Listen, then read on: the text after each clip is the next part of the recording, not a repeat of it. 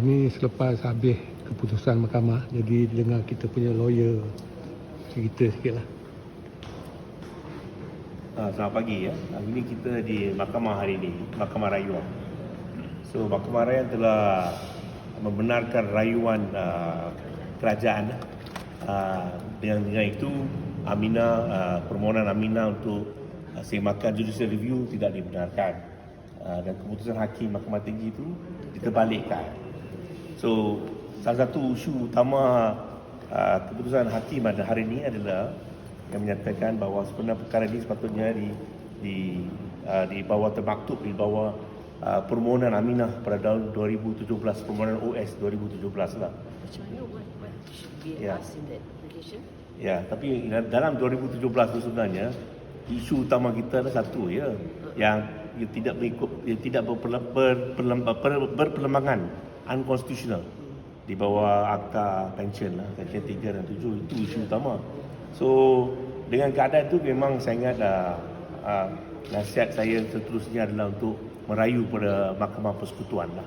Kerana saya fikir terdapat lunas-lunas yang perlu dilihat semula dengan keputusan Mahkamah Rayuan hari ini lah. So Mahkamah Rayuan ini putuskan satu ya, bahawa ia merupakan satu abuse of process dan res judicata kerana perkara ini telah pun diselesaikan di permohonan A5 2017. Tapi kalau diselesaikan, takkan terdapat jurang gaji yang begitu tinggi.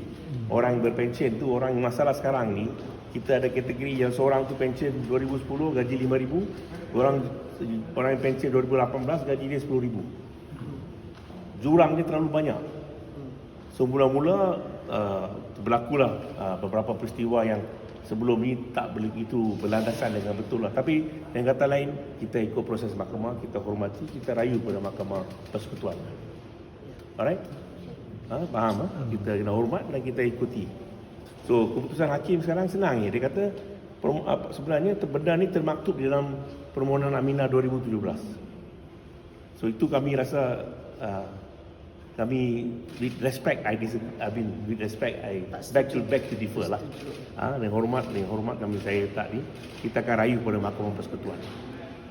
Okey, dan of course kita akan dapat arahan selanjutnya daripada Puan Aminah. Dan seperti biasa tiada kos kepada mana-mana pihak walaupun kalah ni. So mereka mahkamah pun faham kerana ini merupakan lebih pada public litigation. Sama juga bila di Mahkamah Tinggi, kerajaan pun tiada kos. Okey, faham? Alright. Tuan, boleh saya dulu beri komen? Nampaknya macam tak ada beza cara mahkamah membuat pertimbangan dengan kes veteran yang pension before January 2013 dan after. Lebih kurang sama juga dia punya tapi the way mahkamah buat pertimbangan. Itu saya tak tak lihat kertas kuasa. Sebab yang itu beza kita sini kita file untuk benda lain. Yang ini kita untuk judicial review, untuk mandamus. Yang itu sangat lain. Tapi ikut you, air keputusannya samalah. Itu yang you nyatakan lah. Sebagai rakyat biasa dia lihat perspektif lain lah. So itulah. So kami juga, I think sama juga Aminah dengan ni menyatakan ramai pihak yang dalam kes ini menyatakan supaya benda ni dapat diselesaikan dengan secara baik-baiknya lah. Tak payah kalau kita nak sebab akhirnya lihatlah terdapat jurang perbezaan pension. Memang ada. Kita nak benda tu putih-putih, hitam-hitam lah. Memang terdapat jurang. Jurang bukan sikit, jurang banyak. So macam mana berlaku banyak ni? Itu sudah veteran tu. It doesn't make sense. How can there be such a discrepancy? You know, katakan seorang jusasi tahun 2010, pension dia 4,000, 5,000 ringgit. Jusasi sekarang 8,900. 19. Mana beza dia? Terlalu banyak beza dia. How do you explain? Seperti untuk veteran, saya pension major.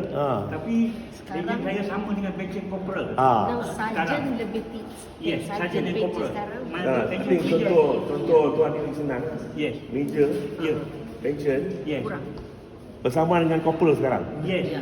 Macam mana nak explain ni? Sarjan more. So yang jurang perbezaan ni lah harus yang masalah ni, jurang ni harus diperhalusi.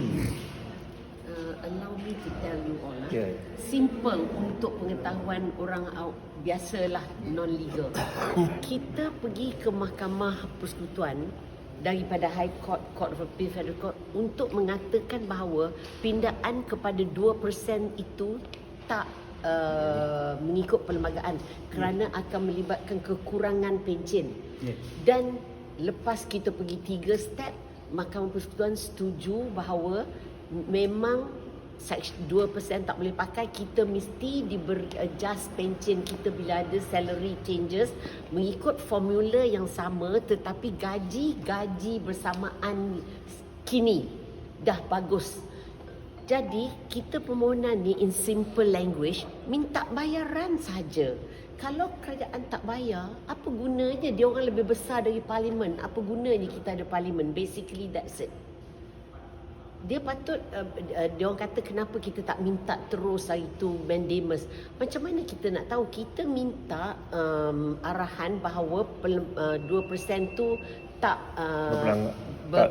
mengikut perlembagaan. Tak ikut perlembagaan. Kita tak tahu dia akan bayar. Kita ingat kalau kerajaan betul-betul kata keluhuran undang-undang, bila Mahkamah Persekutuan dah isytiharkan bahawa 2% salah, maka dia patut bayarlah ikut apa Mahkamah Persekutuan dah arahkan.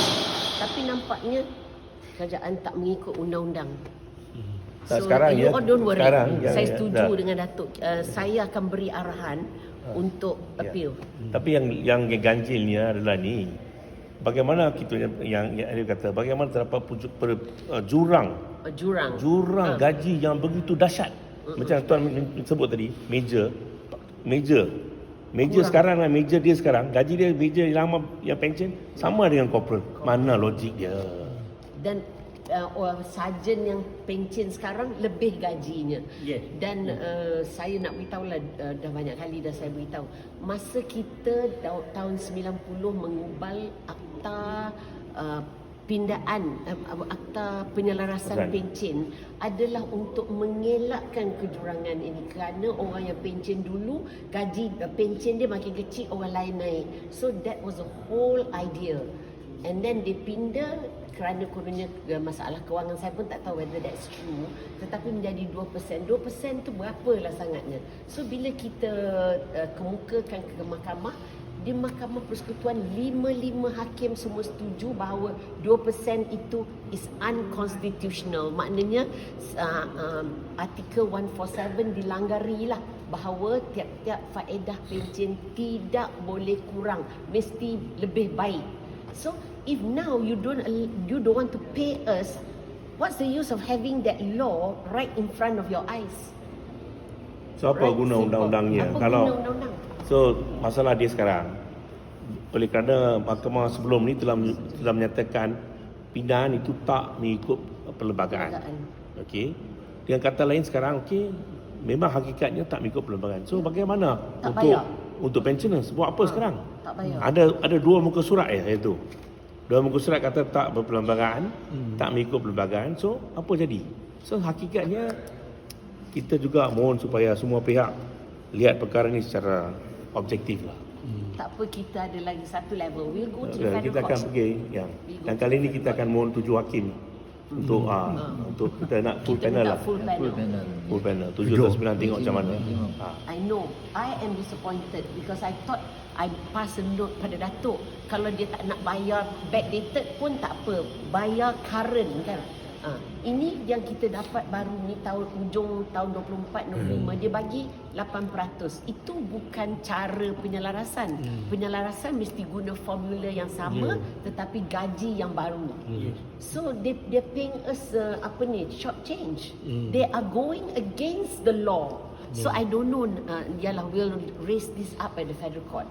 Tapi kalau misalnya dia keputusan ni di mahkamah lebih rendah, kita boleh minta pengisytiharan bahawa interpretasi mereka tak betul. But we can't. They have delivered a judgment, so we have to appeal against So it. hakim panel ni senang, dia kata ini merupakan salah guna proses mahkamah kerana benda ni patut diselesaikan permohonan 2017. Macam mana you tahu yang they don't want to pay? So sebab sampai sekarang dia tak bayar pun. Tak apa, kita dengan hormat, kita hormat keputusan, tapi kita akan buat rayuan selanjutnya lah. You all are disappointed. I know, so am I. I've been fighting this case for 10 years. Baik. Okay? Now with the help of Datuk. So Yeah. don't worry, kita teruskan perjuangan kita. Alright. Okay, thank you. I'm ah. so sorry. Yeah. I'm so sorry. I'm disappointed as well. Thank you. Terima kasih semua.